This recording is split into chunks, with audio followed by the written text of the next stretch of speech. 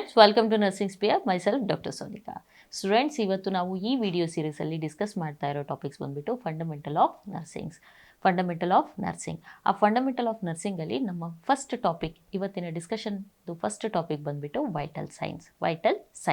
ಆ vital ಸೈನಲ್ಲಿ especially ಇವತ್ತು ನಾವು ಟೆಂಪ್ರೇಚರ್ ಬಗ್ಗೆ ಡಿಸ್ಕಷನ್ ಮಾಡೋಣ. ಸೊ ನೋಡೋಣ ವೈಟಲ್ ಸೈನ್ಸ್ ಅಂದರೆ ಏನು ಅಂತ. ಸೊ ಫಸ್ಟು ವೈಟಲ್ ಸೈನ್ಸ್ ಅಂದರೆ ಏನು ಅಂತ ನೋಡಿಬಿಡೋಣ. ವೈಟಲ್ ಸೈನ್ದು ಡೆಫಿನೇಷನ್ ನೋಡಿಬಿಡೋಣ. Vital signs are nothing but objective measurement which gives information about vital organs like brain, heart and lung. So objective measurement ಅಂತಂದರೆ ಏನು ಅಂತಂದರೆ, ನಾವೀಗ ಯಾವುದಾದ್ರೂ ಒಂದು ಲೈಕ್ ವೈಟಲ್ ಸೈನ್ಸ್ ಆಗಿರ್ಬೋದು ಅಥವಾ ಬೇರೆ ಏನಾದರೂ ಆಗಿರ್ಬೋದು, ಅದನ್ನು ಮೆಷರ್ ಮಾಡಿದಾಗ ಅದಕ್ಕೆ ನಾವು ಒಂದು ವ್ಯಾಲ್ಯೂ ಕೊಡ್ಬೋದು, ಅದಕ್ಕೆ ಒಂದು ನಂಬರ್ ಕೊಡ್ಬೋದು. ಆ ಥರ ಮೆಷರ್ಮೆಂಟ್ಸ್ನ ನಾವೇನಂತ ಹೇಳ್ತೀವಿ ಅಂದರೆ ಆಬ್ಜೆಕ್ಟಿವ್ ಮೆಷರ್ಮೆಂಟ್ಸ್ ಅಂತ ಹೇಳ್ತೇವೆ. ಸೊ ಈ ವೈಟಲ್ ಸೈನ್ಸ್ ಯಾವುದ್ರ ಬಗ್ಗೆ ಇನ್ಫಾರ್ಮೇಷನ್ ಕೊಡ್ತವೆ ನಮಗೆ? ನಮ್ಮ ಬಾಡಿಲಿರೋ ವೈಟಲ್ ಆರ್ಗನ್ಸ್, ಅಂದರೆ ತುಂಬ ಇಂಪಾರ್ಟೆಂಟ್ ಆರ್ಗನ್ಸ್ ಆಗಿರೋಂಥ ಬ್ರೈನ್, ಹಾರ್ಟ್, ಲಂಗ್ಸ್, ಕಿಡ್ನಿ, ಈ ಎಲ್ಲದ್ರ ಬಗ್ಗೆನೂ ನಮಗೆ ಇನ್ಫಾರ್ಮೇಷನ್ ಕೊಡೋ ಅಂಥ ಸೈನ್ಸ್ಗೆ ನಾವು ಏನಂತ ಹೇಳ್ತೇವೆ? ವೈಟಲ್ ಸೈನ್ಸ್ ಅಂತ ಹೇಳ್ತೀವಿ. ಸೊ ನಮ್ಮ ಬಾಡಿಲಿ ಯಾವ್ಯಾವುದು ವೈಟಲ್ ಸೈನ್ಸ್ ಇದೆ ಅಂದರೆ ಮೇಜರಾಗಿ 4 ವೈಟಲ್ ಸೈನ್ಸ್ ಇದೆ. ಅದನ್ನ ಯಾವ ಥರ ನೆನ್ಪಿಟ್ಕೋಬೇಕು ಅಂದರೆ T, P, R and BP ಅಂತ ಹೇಳಿಬಿಟ್ಟು ನೆನ್ಪಿಟ್ಕೋಬೇಕು. TPR, BP are the vital science. T stands for temperature, P stands for pulse, R stands for respiration and BP stands for blood pressure. ಇದು ನಮ್ಮ 4 major vital science ಬಂದುಬಿಟ್ಟು ಯಾವುದು ಅಂದರೆ temperature, pulse, respiration ಮತ್ತು blood pressure. So ನಮ್ಮ ಬಾಡಿಲಿ ಹಾಗೆ ಇನ್ನೊಂದು 5th vital sign ಕೂಡ ಇದೆ. ಅದು ಯಾವುದು ಅಂತಂದರೆ 5th vital sign is pain. 5th vital sign ಬಂದುಬಿಟ್ಟು ಪೇಯ್ನ್. ಅದು ಕೂಡ ಕಾನ್ಷಿಯಸ್ ಪೇಷಂಟ್ಸಲ್ಲಿ.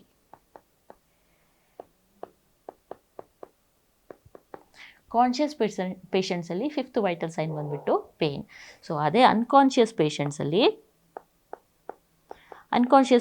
ಏನಾಗುತ್ತೆ, ಪೇಷಂಟ್ಸ್ಗೆ ಹೇಳೋಕ್ಕಾಗಲ್ಲ, ಅವರಿಗೆ ಪೇಯ್ನ್ ಆಗ್ತಿದೇನೋ ಇಲ್ಲೋ ಅಂತ ಹೇಳೋಕ್ಕಾಗಲ್ಲ. ಸೊ ನಾವು ಅದನ್ನು ಪೇಯ್ನ 5th ವೈಟಲ್ ಸೈನ್ ಅಂತ ಕನ್ಸಿಡರ್ ಮಾಡೋಕ್ಕಾಗಲ್ಲ. ಸೊ ಯಾವುದನ್ನು ಕನ್ಸಿಡರ್ ಮಾಡ್ತೀವಿ? ಯೂಶಲಿ ಪ್ಯುಪಿಲರಿ ರೆಸ್ಪಾನ್ಸ್ನ 5th ವೈಟಲ್ ಸೈನ್ ಅಂತ ಹೇಳಿಬಿಟ್ಟು ನಾವು ಕನ್ಸಿಡರ್ ಮಾಡ್ತೀವಿ. 5th ವೈಟಲ್ ಸೈನ್ ಅಂತ ಕನ್ಸಿಡರ್ ಮಾಡ್ತೀವಿ. ಸೊ ಇದು ವೈಟಲ್ ಸೈನ್ ಡೆಫಿನೇಷನ್. ಮತ್ತು ನಮ್ಮ ಬಾಡಿಲಿ ಯಾವ್ಯಾವ್ದು ವೈಟಲ್ ಸೈನ್ಸ್ ಇದೆ ಅಂತ ಹೇಳಿಬಿಟ್ಟು ನಾವು ಈಗ ನೋಡಿದ್ವಿ. So next first vital sign ಆದಂಥ ಟೆಂಪ್ರೇಚರ್ ಬಗ್ಗೆ ಡಿಸ್ಕಷನ್ ಮಾಡ್ತಾ ಹೋಗೋಣ. ಈ ಟೆಂಪ್ರೇಚರ್ ಏನು ಅನ್ನೋದ್ರ ಬಗ್ಗೆ ಈ ವಿಡಿಯೋದಲ್ಲಿ ನಾವು ಡಿಸ್ಕಸ್ ಮಾಡ್ತಾ ಹೋಗೋಣ. ಸೊ ಫಸ್ಟು ನಾವು ಟೆಂಪ್ರೇಚರ್ ಅಂತ ಬಂದಾಗ ಏನಂತಂದರೆ, ನಮ್ಮ ಬಾಡಿಲಿ ಕೆಲವೊಂದು ಪ್ರೊಸೆಸಸ್ ಆಗುತ್ತೆ. ಈಗ ಫಾರ್ ಎಕ್ಸಾಂಪಲ್ ಡೈಜೆಷನ್ ಆಗುತ್ತೆ, ರೆಸ್ಪಿರೇಷನ್ ಆಗುತ್ತೆ, ಅಥವಾ ಎಕ್ಸ್ಕ್ರೀಷನ್ ಆಗುತ್ತೆ. ಸೊ ಎಲ್ಲದರಿಂದ ಏನಾಗುತ್ತೆ ಅಂದರೆ, ಈ ಪ್ರೋಸೆಸ್ಸಿಂದ ಏನಾಗುತ್ತೆ ಅಂದರೆ, ಕೆಲವೊಂದು ಸರಿ ಹೀಟ್ ಪ್ರೊಡ್ಯೂಸ್ ಆಗುತ್ತೆ, ಕೆಲವೊಂದು ಕಡೆ ಹೀಟ್ ಲಾಸ್ ಆಗುತ್ತೆ. ಸೊ ನಮ್ಮ ಬಾಡಿಲಿ ಕಂಟಿನ್ಯೂಸ್ ಆಗಿ ಹೀಟ್ ಪ್ರೊಡ್ಯೂಸ್ ಆಗ್ತಾ ಇರುತ್ತೆ, ಹೀಟ್ ಲಾಸ್ ಆಗ್ತಾ ಇರುತ್ತೆ. ಸೊ ಈ ಬ್ಯಾಲೆನ್ಸ್ ಏನಿದೆಯಲ್ಲ, ಈ balance between heat produce to heat loss ಏನಿದೆಯಲ್ಲ, ಅದನ್ನು ನಾವು ಟೆಂಪ್ರೇಚರ್ ಅಂತ ಹೇಳ್ತೀವಿ. ಅದು ಎರಡು, ಈಗ ಒಂದು ಸ್ವಲ್ಪ ಹೀಟ್ ಪ್ರೊಡ್ಯೂಸ್ ಆಗ್ತಿರುತ್ತೆ, ಇನ್ನೊಂದು ಸ್ವಲ್ಪ ಹೀಟ್ ಲಾಸ್ ಆಗ್ತಿರುತ್ತೆ. ಸೊ ಅವೆರಡನ್ನು ನಾವು ಮೈನಸ್ ಮಾಡಿದಾಗ ಒಂದು ಸ್ವಲ್ಪ ಹೀಟು ನಮ್ಮ ಬಾಡಿಲಿ ಉಳ್ಕೊಳ್ಳುತ್ತೆ. ಆ ಹೀಟ್ನ ಮೆಷರ್ ಮಾಡಿದಾಗ ನಮಗೆ ಏನಂತ ಹೇಳ್ತೇವೆ? ನಾವು ಅದನ್ನು ಟೆಂಪ್ರೇಚರ್ ಅಂತ ಹೇಳ್ತೇವೆ. ಸೊ ಅದಕ್ಕಿಂತ ಮುಂಚೆ ಒಂದು ವರ್ಡ್ ಬಗ್ಗೆ ತಿಳ್ಕೊಳ್ಳೋಣ. ನಾವು ಹ್ಯೂಮನ್ ಬೀಯಿಂಗ್ಸ್ನ ಹೋಮಿಯೋಥರ್ಮಿಕ್ ಅಂತ ಹೇಳ್ತೇವೆ. ಹೋಮಿಯೋಥರ್ಮಿಕ್ ಅಂತ ಅಂದರೆ ಏನಂತಂದರೆ, nothing but we are warm blooded ಅಂತಂದರೆ ಏನು ಅಂತಂದರೆ, we maintain body temperature independent of the outside environment. ಇದು ಯಾವ ಥರ ಅನ್ನೋದನ್ನ ನಾನು ಎಕ್ಸ್ಪ್ಲೇನ್ ಮಾಡ್ತೀನಿ. ಸಪೋಸ್ ವಿಂಟರ್ ಸೀಸನ್ ನಡೀತಾ ಇದೆ ಅಂತ ತಿಳ್ಕೊಳ್ಳೋಣ. ವಿಂಟರ್ ಸೀಸನ್ ನಡೀತಾ ಇದೆ ಅಂದಾಗ ಏನಾಗುತ್ತೆ, ಹೊರಗಡೆ ಟೆಂಪ್ರೇಚರ್ ತುಂಬ ಕಡಿಮೆ ಆಗುತ್ತೆ. ಯೂಶಲಿ ನಾವು ರೂಮ್ ಟೆಂಪ್ರೇಚರ್ ಏನಂತ ತೊಗೊತೀವಿ, 24 ಡಿಗ್ರಿ ಸೆಲ್ಸಿಯಸ್ ಅಂತ ತೊಗೋತೀವಲ್ವ. ರೂಮ್ ಟೆಂಪ್ರೇಚರ್ 24 ಡಿಗ್ರಿ ಸೆಲ್ಸಿಯಸ್ ಇರುತ್ತೆ. ಸೊ ಅದೇ ಟೆಂಪ್ರೇಚರ್ ಇದರಲ್ಲಿ ವಿಂಟರ್ ಸೀಸನ್ಲಿ ಏನಾಗುತ್ತೆ, ಟೆಂಪ್ರೇಚರ್ ಕಡಿಮೆ ಆಗುತ್ತೆ. ಸಪೋಸ್ 19ಗೆಲ್ಲ ಹೋಗುತ್ತೆ, 19, 18, ಕೆಲವೊಂದು ಪ್ರದೇಶದಲ್ಲೆಲ್ಲ 9, 8, ಈ ಥರ 9, 8 ಡಿಗ್ರಿ ಸೆಲ್ಸಿಯಸ್ಗೆಲ್ಲ ಟೆಂಪ್ರೇಚರ್ ಹೋಗುತ್ತೆ. ಸೊ ಆವಾಗ ಹೊರಗಡೆ ಟೆಂಪ್ರೇಚರ್ ಕಡಿಮೆ ಆದಾಗ ಏನಾಗಬೇಕು, ನಮ್ಮ ಬಾಡಿಲೂ ಕೂಡ ಟೆಂಪ್ರೇಚರ್ ಕಡಿಮೆ ಆಗಬೇಕು. ಬಟ್ ಆ ಥರ ಆಗಲ್ಲ. ನಮ್ಮ ಬಾಡಿಲಿ ಒಂದು ಕಾನ್ಸ್ಟೆಂಟ್ ಟೆಂಪ್ರೇಚರು ಮೇಂಟೈನ್ ಆಗಿರುತ್ತೆ. ಈವನ್ ಸಮ್ಮರಲ್ಲೂ ಕೂಡ, ಸಮ್ಮರಲ್ಲಿ ಟೆಂಪ್ರೇಚರ್ ಯೂಶ್ವಲಿ ಜಾಸ್ತಿ ಆಗುತ್ತೆ, 35, 36 ಆ ಥರ ಹೋಗುತ್ತೆ. ಸೊ ಆವಾಗ ಏನಾಗಬೇಕು, ಟೆಂಪ್ರೇಚರು ಸಮ್ಮರಲ್ಲಿ ಜಾಸ್ತಿಯಾಗಿ ಏನಾಗಬೇಕು, ನಮ್ಮ ಬಾಡಿ ಟೆಂಪ್ರೇಚರು ಕೂಡ ಜಾಸ್ತಿ ಆಗಬೇಕು, ನಮ್ಮ ಬಾಡಿ ಟೆಂಪ್ರೇಚರು ಕೂಡ ಜಾಸ್ತಿ ಆಗಬೇಕು. ಬಟ್ ಆದರೆ ಇದು ಯಾವುದೇ ಹೊರಗಡೆ ಟೆಂಪ್ರೇಚರು ನಮ್ಮ ಬಾಡಿ ಮೇಲೆ ಯಾವುದೇ ಪರಿಣಾಮ ಬೀರಲ್ಲ. ನಮ್ಮ ಬಾಡಿಲಿ ಯಾವಾಗಲೂ ಕಾನ್ಸ್ಟೆಂಟ್ ಟೆಂಪ್ರೇಚರ್ ಮೇಂಟೈನ್ ಆಗ್ತಾ ಇರುತ್ತೆ. ಸೊ ಅದಕ್ಕೆ ನಾವೇನು ಹೇಳ್ತೀವಿ, we human beings are homeothermic, ಅಂದರೆ we are capable of maintaining our body temperature independent of the outside environment. So ಅದಕ್ಕೆ ನಾವೇನಂತ ಹೇಳ್ತೀವಿ, ಮನುಷ್ಯರನ್ನ ಹೋಮಿಯೋಥರ್ಮಿಕ್ ಅಥವಾ ವಾರ್ಮ್ ಬ್ಲಡೆಡ್ ಪೀಪಲ್ ಅಂತ ಹೇಳ್ಬಿಟ್ಟು ಹೇಳ್ತೇವೆ. ಸೊ ನಾನು ಆಗಲೇ ಹೇಳಿದಾಗೆ temperature is nothing but heat produced minus heat loss, that is nothing but a balance between a heat produce and heat loss. ಆ ಹೀಟ ಒಳಗಡೆ ಉಳಿದಿರೋ ಹೀಟ್ನ ಮೆಷರ್ ಮಾಡಿದ್ರೆ ನಮಗೇನು ಸಿಗುತ್ತೆ, ಟೆಂಪ್ರೇಚರ್ ಸಿಗುತ್ತೆ. ಟೆಂಪ್ರೇಚರ್ ನಾವು ಕಂಡಿಡ್ಕೋಬೋದು. So it is nothing but balance between your heat produce to heat loss. So next ನಮ್ಮ ಬಾಡಿದು ನಾರ್ಮಲ್ ಬಾಡಿ ಟೆಂಪ್ರೇಚರ್ ಏನಿರುತ್ತೆ ಅನ್ನೋದನ್ನು ತಿಳ್ಕೊಳ್ಳೋಣ. ನಾರ್ಮಲ್ ಬಾಡಿ ಟೆಂಪ್ರೇಚರ್ ಬಂದುಬಿಟ್ಟು ನಾವು ಯೂಶ್ವಲಿ ಟೆಂಪ್ರೇಚರ್ನ 2 SI ಯೂನಿಟಲ್ಲಿ ರೆಪ್ರೆಸೆಂಟ್ ಮಾಡ್ತೀವಿ. 2 SI ಯೂನಿಟಲ್ಲಿ ರೆಪ್ರೆಸೆಂಟ್ ಮಾಡ್ಬೋದು. ಒಂದು ಡಿಗ್ರಿ ಸೆಲ್ಸಿಯಸ್ ಅಥವಾ ಫ್ಯಾರನೈಟ್. ಡಿಗ್ರಿ ಸೆಲ್ಸಿಯಸ್ ಅಥವಾ ಫ್ಯಾರನೈಟಲ್ಲೂ ಕೂಡ ನಾವು ಇದನ್ನು ಟೆಂಪ್ರೇಚರ್ನ ಡಿನೋಟ್ ಮಾಡ್ತೇವೆ. ಸೊ ನಮ್ಮ ಬಾಡಿದು ನಾರ್ಮಲ್ ಟೆಂಪ್ರೇಚರ್ ಬಂದುಬಿಟ್ಟು 36.5 degree Celsius to 37.5 degree Celsius. So ನಾನು ಮುಂಚೆನೂ ಸಹ ಹೇಳಿದ್ದೀನಿ, ಯಾವುದಾದ್ರೂ ನಾವು ನಾರ್ಮಲ್ ಅಂತ ಯಾವುದಾದ್ರೂ ಮಾತಾಡಬೇಕಾದ್ರೆ, ಏನಾದರೂ ಆಗಿರ್ಬೋದು, ಟೆಂಪ್ರೇಚರು, BP ಯಾವುದಾದ್ರೂ ಆಗಿರ್ಬೋದು, ನಾರ್ಮಲ್ ಅಂತ ಮಾತಾಡಬೇಕಾದ್ರೆ ಯಾವಾಗಲೂ ರೇಂಜಲ್ಲಿ ಮಾತಾಡಬೇಕು. 1-2 ವ್ಯಾಲ್ಯೂಸ್ ಮಧ್ಯೆ ರೇಂಜ್ ಕೊಡಬೇಕು. ಸೊ ನಮ್ಮ ಬಾಡಿದು ನಾರ್ಮಲ್ ಟೆಂಪ್ರೇಚರ್ ಬಂದುಬಿಟ್ಟು 36.5 ಟು 37.5 ಡಿಗ್ರಿ ಸೆಲ್ಸಿಯಸ್. ಸೊ ನಾವು ಯೂಶ್ವಲಿ ಎಲ್ಲೆಲ್ಲಿ ಮೆಷರ್ ಮಾಡ್ತೀವಿ ಟೆಂಪ್ರೇಚರ್ ಅಂದರೆ, ಓರಲಲ್ಲಿ ಮೆಷರ್ ಮಾಡ್ಬೋದು, ಅಂದರೆ ಬಿಲೋ ದ ಟಂಗ್, ಆಕ್ಸಿಲಾ ಅಥವಾ ರೆಕ್ಟಲ್. ಯೂಶ್ವಲಿ ಈ 3 ಪ್ಲೇಸಸಲ್ಲಿ ನಾವು ಟೆಂಪ್ರೇಚರ್ನ ಮೆಷರ್ ಮಾಡ್ತೀವಿ. ಸೊ ನಾವು ಓರಲ್ ಟೆಂಪ್ರೇಚರ್ ಮೆಷರ್ ಮಾಡಿದಾಗ ಯೂಶ್ವಲಿ ನಮಗೆ ನಾರ್ಮಲ್ ಎಷ್ಟು ಬರುತ್ತೆ ಅಂತಂದರೆ, ಯೂಶ್ವಲಿ ನಾರ್ಮಲ್ ಓರಲ್ ಟೆಂಪ್ರೇಚರ್ ಎಷ್ಟಿರುತ್ತೆ ಅಂದರೆ 37 ಡಿಗ್ರಿ ಸೆಲ್ಸಿಯಸ್ ಇರುತ್ತೆ. ಅದನ್ನು ನಾವು ಫ್ಯಾರನೈಟಾಗಿ ಕನ್ವರ್ಟ್ ಮಾಡಿಕೊಂಡಾಗ 98.6 ಫ್ಯಾರನೈಟ್ ಆಗುತ್ತೆ. ಸೊ ಇದು ನಾರ್ಮಲ್ ಓರಲ್ ಟೆಂಪ್ರೇಚರ್ ಆಗಿರುತ್ತೆ. ನಾರ್ಮಲ್ ಓರಲ್ ಟೆಂಪ್ರೇಚರ್ ನಾವು ಮೆಷರ್ ಮಾಡಿದಾಗ ಯೂಶ್ವಲಿ 37 ಡಿಗ್ರಿ ಸೆಲ್ಸಿಯಸ್ ಅಥವಾ 98.6 ಫ್ಯಾರನೈಟ್ ಬರುತ್ತೆ. ಸೊ ಅದೇ ನಾವು ಆಕ್ಸಿಲಾದಲ್ಲಿ ಮೆಷರ್ ಮಾಡಿದಾಗ, ನಾವು ಆಕ್ಸಿಲರಿ ಟೆಂಪ್ರೇಚರ್ ತೊಗೊಂಡಾಗ ಯೂಶ್ವಲಿ ಆಕ್ಸಿಲರಿ ಟೆಂಪ್ರೇಚರ್ ಏನಿರುತ್ತಲ್ಲ ಅದು 0.5 degree Celsius 0.5 degree Celsius less ಇರುತ್ತೆ compare to oral temperature. Oral ಟೆಂಪ್ರೇಚರ್ಗಿಂತ 0.5 ಡಿಗ್ರಿ ಸೆಲ್ಸಿಯಸ್ ಕಡಿಮೆ ಇರುತ್ತೆ.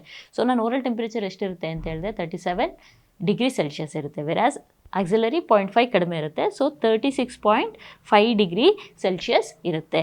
ಅದನ್ನು ಫ್ಯಾರನೈಟಾಗಿ ಕನ್ವರ್ಟ್ ಮಾಡಿದ್ವಿ ಅಂದರೆ 97.7 ಫ್ಯಾರನೈಟ್ ಆಗುತ್ತೆ. ಸೊ ಇದು ನಾರ್ಮಲಿ ಆಕ್ಸಿಲರಿ ಟೆಂಪ್ರೇಚರ್ ನಾವು ತೊಗೊಂಡಾಗ ಯೂಶ್ವಲಿ 0.5 ಡಿಗ್ರಿ ಸೆಲ್ಸಿಯಸ್ ಓರಲ್ ಟೆಂಪ್ರೇಚರ್ಗಿಂತ ಕಡಿಮೆ ಬರುತ್ತೆ. ಸೊ ಅದನ್ನೇ ನಾವು ರೆಕ್ಟಲ್ ಟೆಂಪ್ರೇಚರ್ನ ಮೆಷರ್ ಮಾಡಿದ್ವಿ ಅಂದರೆ, ಯೂಶ್ವಲಿ ಇದೇನಾಗಿರುತ್ತೆ ಅಂದರೆ 0.5 ಡಿಗ್ರಿ ಸೆಲ್ಸಿಯಸ್ ಜಾಸ್ತಿ ಇರುತ್ತೆ. 0.5 ಡಿಗ್ರಿ ಸೆಲ್ಸಿಯಸ್ ಜಾಸ್ತಿ ಇರುತ್ತೆ. ಅದಕ್ಕೆ ಓರಲ್ಗೆ ಕಂಪೇರ್ ಮಾಡಿದರೆ 0.5 ಡಿಗ್ರಿ ಸೆಲ್ಸಿಯಸ್ ಜಾಸ್ತಿ ಇರುತ್ತೆ. ಓರಲ್ 37 ಡಿಗ್ರಿ ಸೆಲ್ಸಿಯಸ್ ಇರುತ್ತೆ. ಅದೇ ವೇರಾಸ್ ರೆಕ್ಟಲಲ್ಲಿ 37.5 ಡಿಗ್ರಿ ಸೆಲ್ಸಿಯಸ್. ಅದನ್ನು ಫ್ಯಾರನೈಟಿಗೆ ಕನ್ವರ್ಟ್ ಮಾಡಿದ್ವಿ ಅಂದರೆ 99.5 ಫ್ಯಾರನೈಟ್ ಬರುತ್ತೆ. 99.5 ಫ್ಯಾರನೈಟ್ ಬರುತ್ತೆ. ಸೊ ಇದು ನಾರ್ಮಲ್ ಓರಲ್, ಆಕ್ಸಿಲರಿ ಮತ್ತು ರೆಕ್ಟಲ್ ಟೆಂಪ್ರೇಚರ್ಸ್. ನಮ್ಮ ಬಾಡಿ ನಾರ್ಮಲ್ ಟೆಂಪ್ರೇಚರ್ ಬಂದುಬಿಟ್ಟು ಎಷ್ಟು, 36.5 ಟು 37.5 degree Celsius is the normal body temperature. So ಇನ್ನೊಂದೇನು, there is something known as core body temperature. ತುಂಬ ಅಕ್ಯುರೇಟಾಗಿ ನಮಗೆ ಮೆಷರ್ಮೆಂಟ್ ಬೇಕು ಅಥವಾ ನಮ್ಮ ಬಾಡಿಲಿ ಆಗ್ತಾ ಇರೋ ಚೇಂಜಸ್ನೆಲ್ಲ ನಾವು ಗೊತ್ತಾಗಬೇಕು ಅಂದರೆ ನಾವು ಯೂಶ್ವಲಿ ಕೋರ್ ಬಾಡಿ ಟೆಂಪ್ರೇಚರ್ನ ಮೆಷರ್ ಮಾಡ್ತೀವಿ. ಕೋರ್ ಬಾಡಿ ಟೆಂಪ್ರೇಚರ್ ಬಂದುಬಿಟ್ಟು 100 ಫ್ಯಾರನೈಟ್ ಅಥವಾ 37.8 ಡಿಗ್ರಿ ಸೆಲ್ಸಿಯಸ್ ಇರುತ್ತೆ. 37.8 ಡಿಗ್ರಿ ಸೆಲ್ಸಿಯಸ್ ಇರುತ್ತೆ.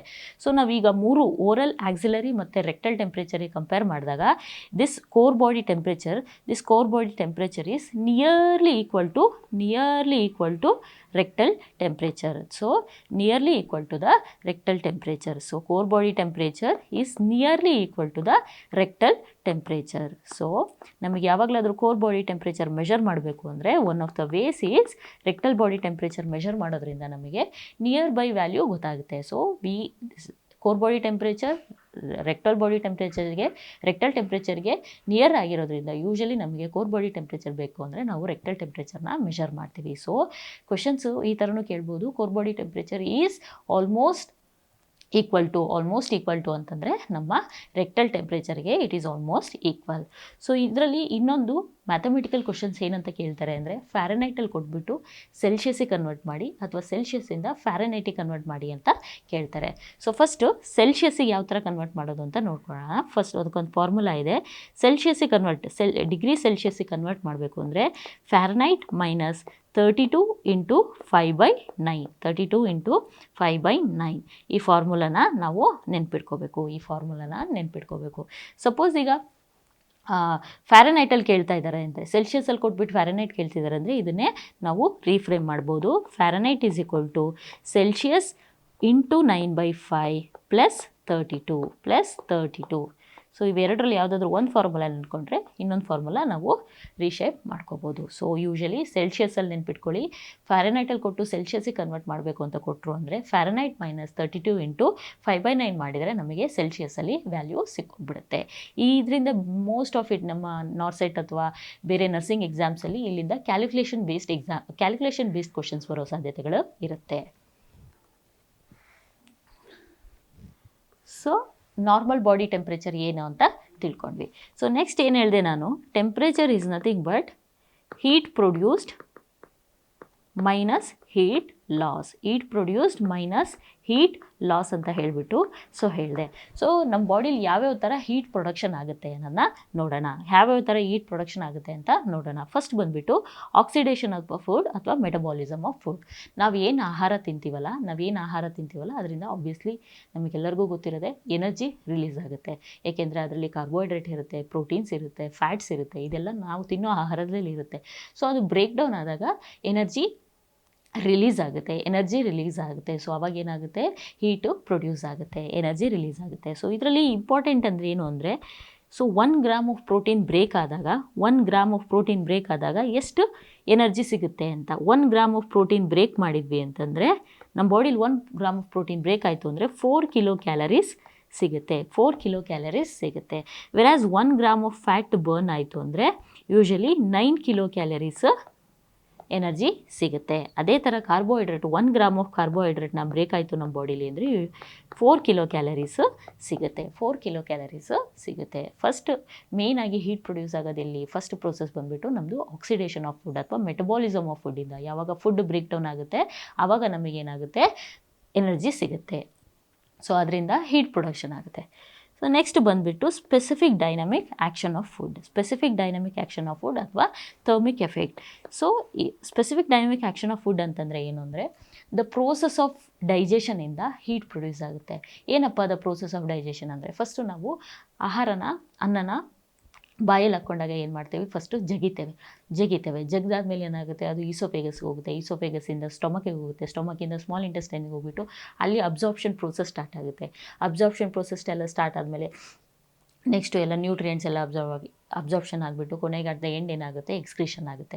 ಸೊ ಇದೆಲ್ಲ ಪ್ರೋಸೆಸ್, ಬ್ರೇಕ್ ಡೌನ್ ಆಗೋದು, ಇದೆಲ್ಲ ಪ್ರೋಸೆಸ್ ಇದೆಯಲ್ಲ, ಈ ಪ್ರೋಸೆಸ್ಸಿಂದ ನಾವು ಚೀವ್ ಮಾಡೋದ್ರಿಂದ ಸ್ವಲ್ಪ ಹೀಟ್ ರಿಲೀಸ್ ಆಗ್ತಾ ಇರುತ್ತೆ. ಸೊ ಆ ಪ್ರೋಸೆಸ್ಸಿಗೆ ಏನಂತ ಹೇಳ್ತೀವಿ ಅಂದರೆ specific dynamic action of food.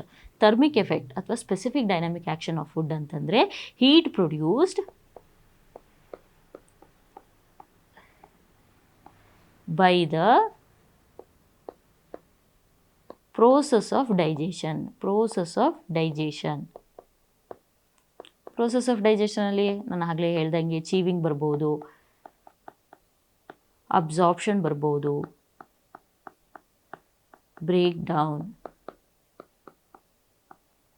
ಈ ಎಲ್ಲ ಪ್ರೋಸೆಸ್ಸಿಂದ ಏನಾಗುತ್ತೆ, ಕೆಲವೊಂದು ಎನರ್ಜಿ ರಿಲೀಸ್ ಆಗುತ್ತೆ. ಅದಕ್ಕೆ ನಾವೇನಂತ ಹೇಳ್ತೀವಿ, specific dynamic action of food. Next ಬಂದುಬಿಟ್ಟು ನಮಗೆಲ್ಲ ಗೊತ್ತಿರೋ ಹಾಗೆ ಎಕ್ಸಸೈಸಿಂದ ಮ್ಯಾಕ್ಸಿಮಮ್ ಹೀಟ್ ಪ್ರೊಡ್ಯೂಸ್ ಆಗುತ್ತೆ. ಯೂಶಲಿ ನಾವು ಎಕ್ಸಸೈಸ್ ಮಾಡಿದಾಗ ಏನಾಗುತ್ತೆ ಅಂತಂದರೆ ನಮ್ಮ ಸ್ಕೆಲಿಟಲ್ ಮಸಲ್ಲು ಕಾಂಟ್ರಾಕ್ಷನ್ ಆಗುತ್ತೆ ಮತ್ತು ರಿಲ್ಯಾಕ್ಸೇಷನ್ ಆಗುತ್ತೆ. ಸೊ ಆವಾಗ ಏನಾಗುತ್ತೆ, ನಮ್ಮ ಬಾಡಿಲಿ ಎನರ್ಜಿ ಪ್ರೊಡ್ಯೂಸ್ ಆಗುತ್ತೆ, ಹೀಟ್ ಪ್ರೊಡ್ಯೂಸ್ ಆಗುತ್ತೆ. ಸೊ ಯೂಶಲಿ 80% ಕಾಂಟ್ರಾಕ್ಷನ್ ಆದಾಗ 80% ಆಫ್ ದ ಹೀಟ್ ಪ್ರೊಡ್ಯೂಸ್ ಆಗುತ್ತೆ, ರಿಲ್ಯಾಕ್ಸೇಷನ್ ಆಗೋದು ಸ್ವಲ್ಪ ಕಡಿಮೆ ಆಗುತ್ತೆ. ಯೂಶಲಿ ರೆಸ್ಟ್ ಆಫ್ ದ 20% ಏನು ಪ್ರೊಡ್ಯೂಸ್ ಆಗುತ್ತಲ್ಲ ಅದು ರಿಲ್ಯಾಕ್ಸೇಷನ್ ಆಫ್ ದ ಮಸಲ್ಸಿಂದ, ರಿಲ್ಯಾಕ್ಸೇಷನ್ ಆಫ್ ದ ಸ್ಕೆಲಿಟಲ್ ಮಸಲ್ಸಿಂದ ಆಗುತ್ತೆ.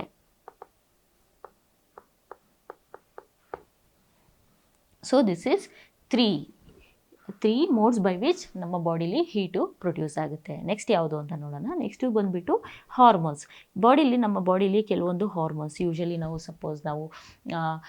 ಎಕ್ಸೈಟೆಡ್ ಆದ್ವಿ, ಸ್ಟ್ರೆಸ್ ಆದ್ವಿ, ಸೊ ಈ ಎಲ್ಲ ಮೂಮೆಂಟಲ್ಲೂ ಏನಾಗುತ್ತೆ ಅಂದರೆ ಕೆಲವೊಂದು ಹಾರ್ಮೋನ್ಸ್ ನಾವು ನೋಡಿರ್ಬೋದು. ನಮಗೆ ಯಾವಾಗಲಾದರೂ ಸ್ಟ್ರೆಸ್ ಆಯಿತು ಅಂತಂದರೆ ನಮಗೆಲ್ಲ ತುಂಬ ಬಿಸಿ ಫೀಲ್ ಆಗ್ತಾ ಇರುತ್ತೆ, ನಮ್ಮ ಕೈಯೆಲ್ಲ ಬಿಸಿ ಆಗ್ತಾರೋ ಫೀಲ್ ಆಗ್ತಾ ಇರುತ್ತೆ. ಸೊ ಅವಾಗ ಏನಾಗುತ್ತೆ ಅಂತಂದರೆ ಸ್ಟ್ರೆಸ್ ಆಯಿತು ಅಥವಾ ಎಕ್ಸೈಟ್ಮೆಂಟ್ ಇತ್ತು ಅಂತಂದರೆ ಅವಾಗ ಯೂಶಲಿ ಏನಾಗುತ್ತೆ, ನಮ್ಮ ಕೈ ಕಾಲೆಲ್ಲ ಬಿಸಿ ಆಯಿತು ಅಂತ ನಮಗೆ ಅನಿಸುತ್ತೆ. ಅವಾಗ ಏನಾಗುತ್ತೆ ಅಂತಂದರೆ ನಮ್ಮ ಬಾಡಿಲಿ ಹೀಟ್ ಪ್ರೊಡ್ಯೂಸ್ ಆಗ್ತಾ ಇರುತ್ತೆ. ಸೊ ಹಾರ್ಮೋನ್ಸ್ ಅವಾಗೇನಾಗುತ್ತೆ, ಹಾರ್ಮೋನ್ಸ್, ಈ ಸ್ಟ್ರೆಸ್ ಹಾರ್ಮೋನ್ಸ್ ಅಂತ ಏನು ಹೇಳ್ತೀವಿ ಅದು ರಿಲೀಸ್ ಆಗುತ್ತೆ, ಅದರಿಂದ ಅದು ಬ್ರೇಕ್ ಡೌನ್ ಆಗಿ ಸೊ ಹೀಟು ಪ್ರೊಡ್ಯೂಸ್ ಆಗುತ್ತೆ. ಸೊ ಯೂಶಲಿ ಸ್ಟ್ರೆಸ್ ಮತ್ತು ಎಕ್ಸೈಟ್ಮೆಂಟ್ ಆದಾಗ ಕೆಲವೊಂದು ಹಾರ್ಮೋನ್ಸ್ ರಿಲೀಸ್ ಆಗುತ್ತೆ, ಅದರಿಂದನೂ ಕೂಡ ಹೀಟ್ ಪ್ರೊಡ್ಯೂಸ್ ನಮ್ಮ ಬಾಡಿಲಿ ಆಗುತ್ತೆ.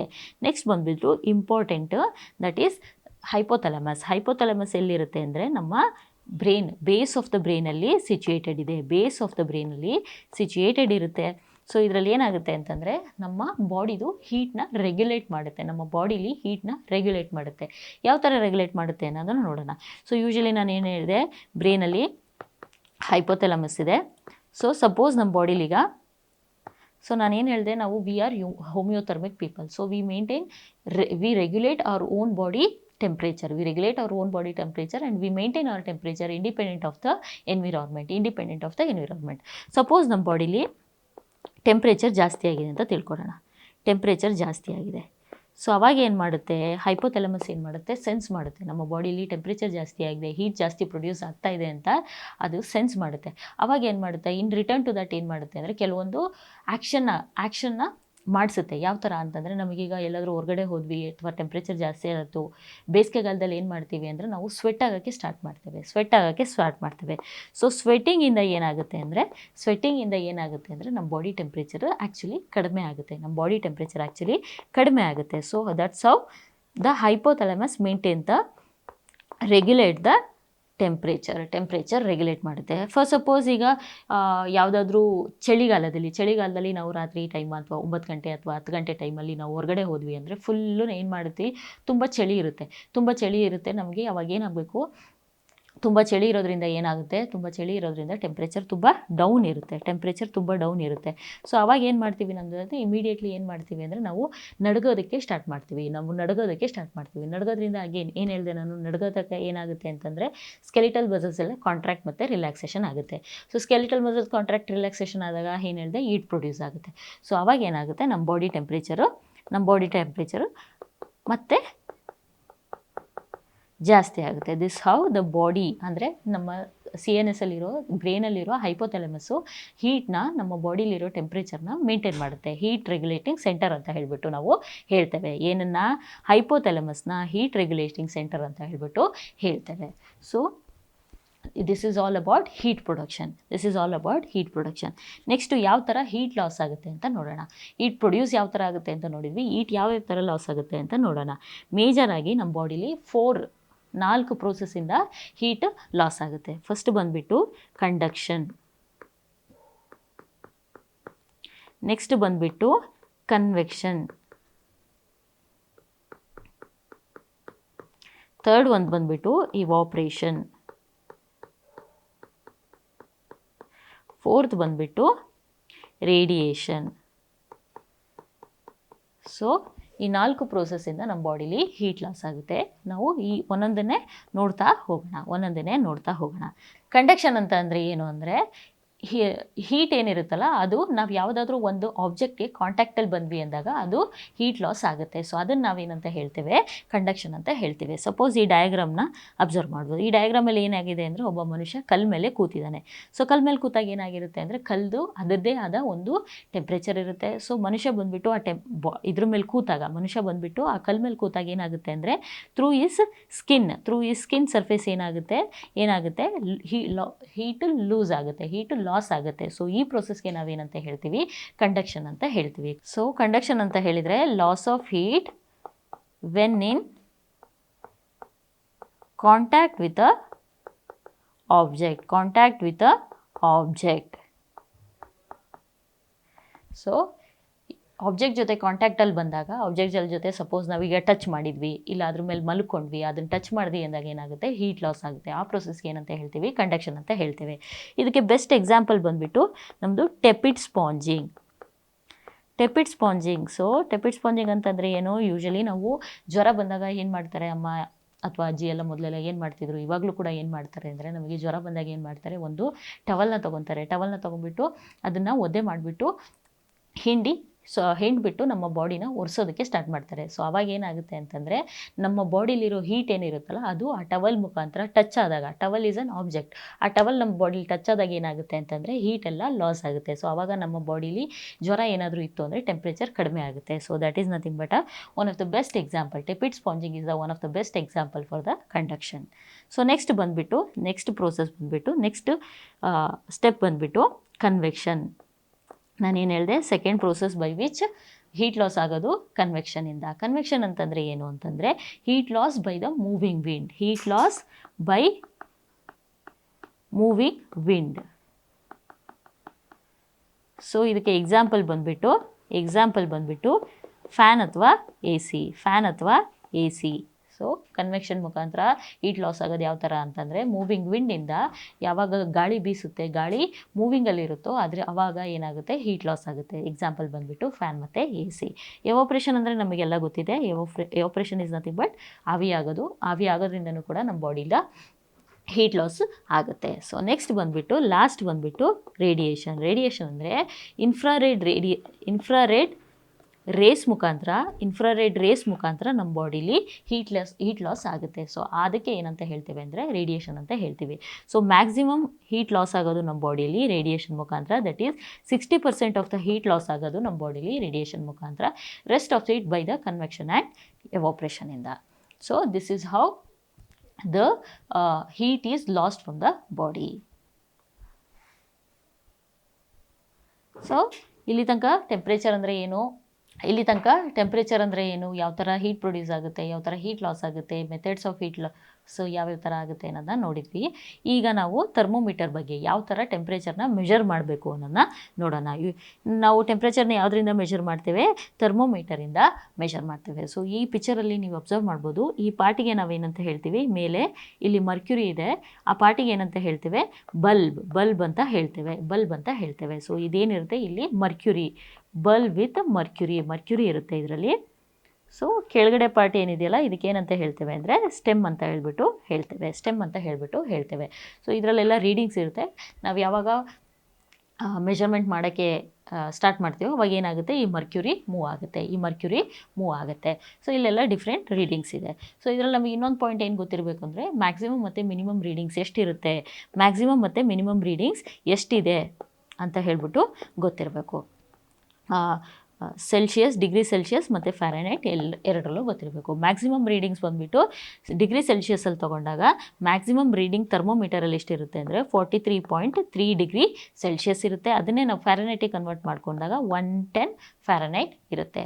ಅದೇ ಮಿನಿಮಮ್ ರೀಡಿಂಗ್ ಎಷ್ಟು ನಾವು ಮೆಷರ್ ಮಾಡ್ಬೋದು ಥರ್ಮೋಮೀಟರಲ್ಲಿ ಅಂದರೆ 35 ಡಿಗ್ರಿ ಸೆಲ್ಸಿಯಸ್. ಅದನ್ನೇ ನಾವು ಫ್ಯಾರನೈಟಿಗೆ ಕನ್ವರ್ಟ್ ಮಾಡ್ಕೊಂಡಾಗ it is 95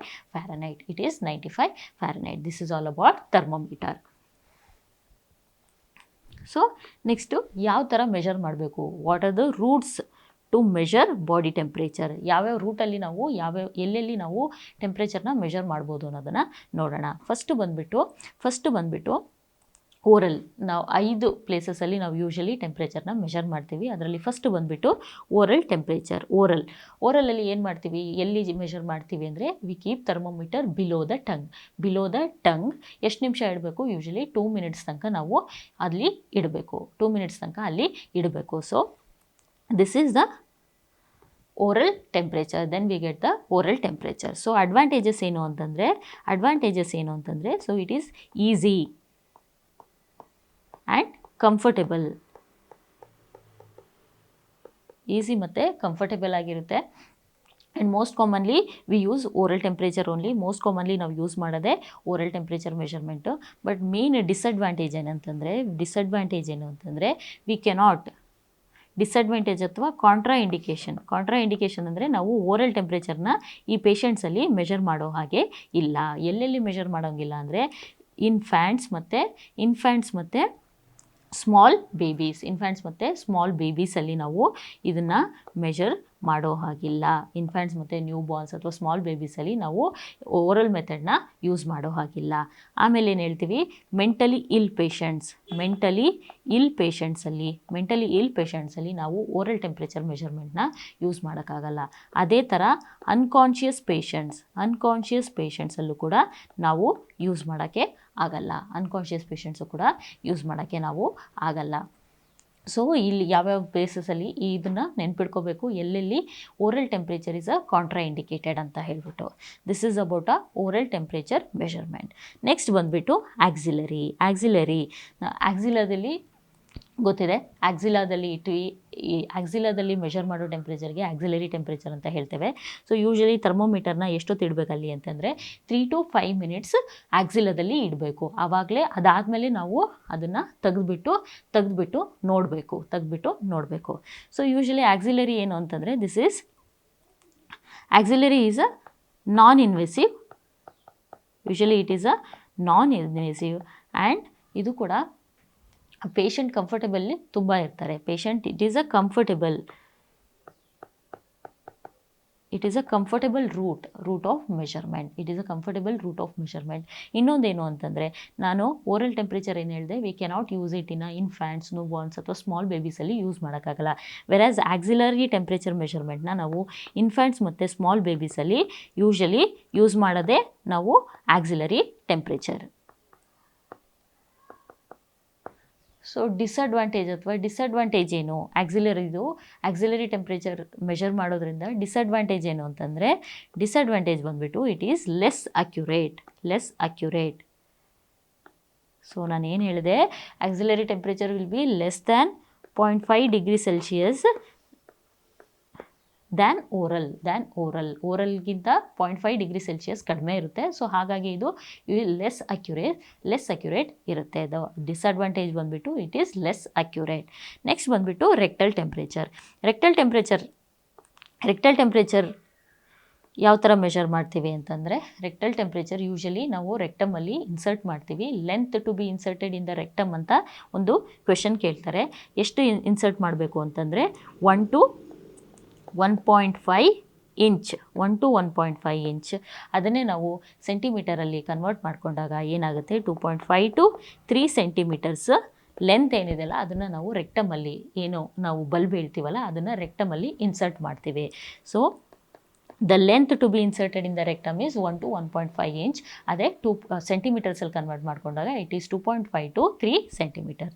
so what is the advantage of rectal measurement ಅಂತಂದರೆ, ಇಟ್ ಈಸ್ ಇನ್ವೆಸಿವ್ ಮೆಥಡ್. ಹೌದು, it is invasive method and it is accurate,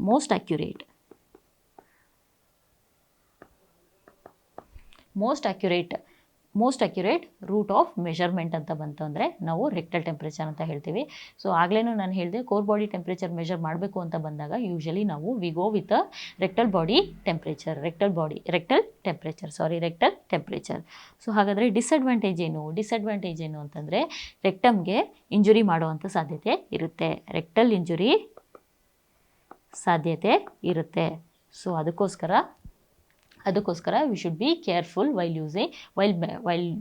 choosing rectal temperature. Next ಬಂದುಬಿಟ್ಟು ಟಿಂಪ್ಯಾನಿಕ್ ಮೆಂಬ್ರೇನಲ್ಲಿ ಕೂಡ ನಾವು ಟಿಂಪ್ಯಾನಿಕ್ ಕೂಡ ನಾವು ಟೆಂಪ್ರೇಚರ್ ಮೆಷರ್ ಮಾಡ್ಬೋದು. ಸೊ ಇದ್ರದ್ದು ಒಂದು ಅಡ್ವಾಂಟೇಜ್ ಅಂದರೆ this is rapid measurement. So rapid measurement within ಮಿನಿಟ್ಸಲ್ಲಿ ನಮಗೆ ಮೆಷರ್ ಮಾಡಬೇಕು ಟೆಂಪ್ರೇಚರ್ ಅಂತ ಇದ್ದಾಗ ನಾವು ಯೂಶಲಿ ಟಿಂಪ್ಯಾನಿಕ್ಗೆ ಹೋಗ್ತೀವಿ. ಸೊ ನಾನು ಏನು ಹೇಳಿದೆ, ಓರಲ್ ಟೆಂಪ್ರೇಚರಲ್ಲಿ 2 minutes ಬಿಡಬೇಕು, ಆಕ್ಸಿಲದಲ್ಲಿ 3 to 5 minutes ಬಿಡಬೇಕು, ರೆಕ್ಟಲಲ್ಲಿ 2 to 3 minutes ಬೇಕು. ಬಟ್ ಟಿಂಪ್ಯಾನಿಕ್ ರೂಟಲ್ಲಿ ಆ ಥರ ಇರಲ್ಲ. It's only less than 60 seconds. 60 secondsಗಿಂತ ಒಳಗಡೆನೇ ನಮಗೆ ಟೆಂಪ್ರೇಚರ್ ಗೊತ್ತಾಗ್ಬಿಡುತ್ತೆ. ದಿಸ್ ಈಸ್ ರ್ಯಾಪಿಡ್ ಮೆಷರ್ಮೆಂಟ್ಗೆ ನಾವು ಯೂಶ್ವಲಿ ಟಿಂಪ್ಯಾನಿಕ್ನ ಯೂಸ್ ಮಾಡ್ತೀವಿ, ಟಿಂಪ್ಯಾನಿಕ್ ಮೆಂಬ್ರೇನ್ನ ಯೂಸ್ ಮಾಡ್ತೀವಿ. ಸೊ ಲಾಸ್ಟ್ ಬಂದುಬಿಟ್ಟು ಟೆಂಪೊರಲ್ಲೂ ಕೂಡ ಇಲ್ಲಿಗೂ ಕೂಡ ನಾವು ಟೆಂಪ್ರೇಚರ್ನ ಮೆಷರ್ ಮಾಡ್ಬೋದು. So these are the 5 routes by which we are gonna measure the temperature. So temperature measure ಮಾಡೋದು ಹೇಗೆ ಅಂತ ನೋಡಿದ್ವಿ. ಈಗ ಥರ್ಮೋಮೀಟರ್ನ ಯಾವ ಥರ ಕ್ಲೀನ್ ಮಾಡೋದು ಅಂತ ನೋಡೋಣ. ಥರ್ಮೋಮೀಟರ್ ಕ್ಲೀನ್ ಮಾಡಬೇಕು ಅಂತಂದರೆ ಯಾವಾಗಲೂ less contamination area to more contamination area ಹೋಗಬೇಕು. Less contamination area to more contamination area ಅಂದರೆ ಲೆಸ್ ಕಂಟ್ಯಾಮಿನೇಟೆಡ್ ಅಂದರೆ ಯಾವುದು ತುಂಬ ಕ್ಲೀನ್ ಇರುತ್ತಲ್ಲ, ಜರ್ಮ್ಸ್ ಯಾವುದು ಕಡಿಮೆ ಇರುತ್ತಲ್ಲ, ಅಲ್ಲಿಂದ ಜಾಸ್ತಿ ಜರ್ಮ್ಸ್ ಇರೋ ಕಡೆ ನಾವು ಹೋಗಬೇಕು. ಸೊ ಯೂಶಲಿ ಏನು ಮಾಡ್ತೀವಿ ಅಂದರೆ 70% ಆಫ್ ಆಲ್ಕೋಹಾಲಲ್ಲಿ ಸ್ವ್ಯಾಬ್ನ ಅದ್ದುತ್ತೀವಿ ಅಂದರೆ ಕಾಟನ್ನ 70% ಆಲ್ಕೋಹಾಲಲ್ಲಿ ಅದ್ದುಬಿಟ್ಟು usually you should go from more cleaner area to lesser cleaner area. Suppose ನಾನು ಬಿಫೋರ್ ಯೂಸ್ ಏನು ಮಾಡ್ತೀನಿ ಅಂತಂದರೆ, ಇದು ಥರ್ಮೋಮೀಟರ್ ಅಂತಲೇ ತಿಳ್ಕೊಂಡ್ರೆ, this is the bulb of the thermometer and this is the stem of the thermometer. So ನಾನು before use ಏನು ಮಾಡ್ತೀನಿ ಅಂದರೆ ಈ ಥರ ಹೋಲ್ಡ್ ಮಾಡ್ತೀನಿ. ಎಲ್ಲಿ ಸ್ಟೆಮ್ಮಲ್ಲಿ ಹೋಲ್ಡ್ ಮಾಡಿರ್ತೀನಿ. ಸ್ಟೆಮ್ಮಲ್ಲಿ ಹೋಲ್ಡ್ ಮಾಡಿದಾಗ ನನ್ನ ಕೈಯಲ್ಲಿ ಮೈಕ್ರೋ ಆರ್ಗಾನಿಸಮ್ಸ್ ಇರ್ತವೆ. ಸೊ ಅವಾಗ ಏನಾಗುತ್ತೆ, this is the contaminated area and more contaminated area compare to this one. So ಯಾವಾಗಲೂ ಕೂಡ ನಾನು ಹೇಳಿದೆ, ಎಲ್ಲಿಂದ ಎಲ್ಲಿಗೆ ಹೋಗಬೇಕು ಅಂತಂದರೆ we should always go from less contamination to more contamination. So ಇಲ್ಲಿ ಜಾಸ್ತಿ ಕಂಟ್ಯಾಮಿನೇಷನ್ ಇದೆ, ಇಲ್ಲಿ ಜಾಸ್ತಿ ಮೈಕ್ರೋ ಆರ್ಗಾನಿಸಮ್ಸ್ ಇದೆ, ಇಲ್ಲಿ ಕಡಿಮೆ ಇದೆ.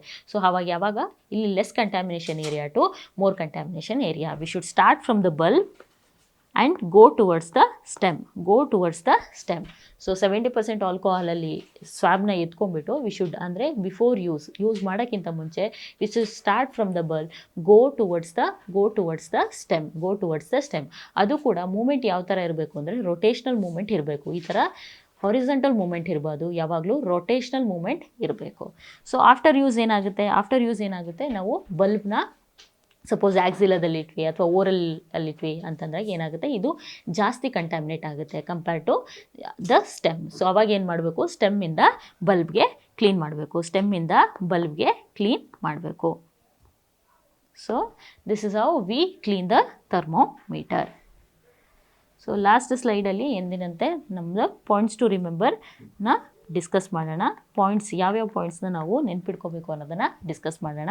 ಸೊ ಫಸ್ಟು ಪಾಯಿಂಟ್ ಬಂದುಬಿಟ್ಟು ಫಿಫ್ತ್ ವೈಟಲ್ ಸೈನ್ ಯಾವುದು, ಪೇಯ್ನ್. ಅದು ಯಾವುದರಲ್ಲಿ, ಕಾನ್ಷಿಯಸ್ ಪೇಷಂಟ್ಸಲ್ಲಿ ಫಿಫ್ತ್ ವೈಟಲ್ ಸೈನ್ ಬಂದುಬಿಟ್ಟು ಪೇಯ್ನ್. ನೆಕ್ಸ್ಟ್ ಅನ್ಕಾನ್ಷಿಯಸ್ ಪೇಷಂಟಲ್ಲಿ ಫಿಫ್ತ್ ವೈಟಲ್ ಸೈನ್ ಬಂದುಬಿಟ್ಟು ಪ್ಯುಪಿಲರಿ ರೆಸ್ಪಾನ್ಸ್. ನಾನು ಆಗಲೇ ಏನು ಹೇಳಿದೆ, ಹ್ಯೂಮನ್ಸ್ ಆರ್ ಹೋಮಿಯೋಥರ್ಮಿಕ್ ಅಥವಾ ವಾರ್ಮ್ ಬ್ಲಡೆಡ್ ಪೀಪಲ್. ಅಂದರೆ ಹೋಮಿಯೋಥರ್ಮಿಕ್ ಅಂದರೆ ಏನು ಅಂತಂದರೆ, we maintain the temperature inside the body independent of the external environment. ಅದಕ್ಕೆ ನಾವೇನು ಹೇಳ್ತೀವಿ, ಹೋಮಿಯೋಥರ್ಮಿಕ್ ಅಂತ ಹೇಳ್ತೀವಿ. ನಾರ್ಮಲ್ ಬಾಡಿ ಟೆಂಪ್ರೇಚರ್ ಎಷ್ಟು, 36.5 degree Celsius to 37.5 degree Celsius. Core body temperature ಬಂದುಬಿಟ್ಟು 100 ಫ್ಯಾರನೈಟ್ ಅಥವಾ 37.8 degree Celsius. So core body temperature is almost equal to the rectal body temperature. So ನಮಗೆ core body temperature ಬೇಕಾದಾಗ we usually one of the route ಯಾವ್ದು use ಮಾಡ್ತೀವಿ ಅಂದರೆ rectal ಟೆಂಪ್ರೇಚರ್ನ measure ಮಾಡಿದಾಗ ನಮಗೆ ಕೋರ್ ಬಾಡಿ ಟೆಂಪ್ರೇಚರ್ ಗೊತ್ತಾಗುತ್ತೆ. So next point is, which temperature is near to core body temperature? That is nothing but rectal temperature. So length to be inserted inside the rectum. So ನಾನು ಆಗಲೇ ಏನು ಹೇಳಿದೆ, 1 to 1.5 inches to ನಾವು ಲೆಂತ್ನ insert ಮಾಡ್ತೇವೆ. ಸೊ ಅದನ್ನು centimetre ಆಗಿ ಕನ್ವರ್ಟ್ ಮಾಡ್ಕೊಂಡಾಗ it is 2 to 3 centimetre of the length of the thermometer to be inserted in the rectum.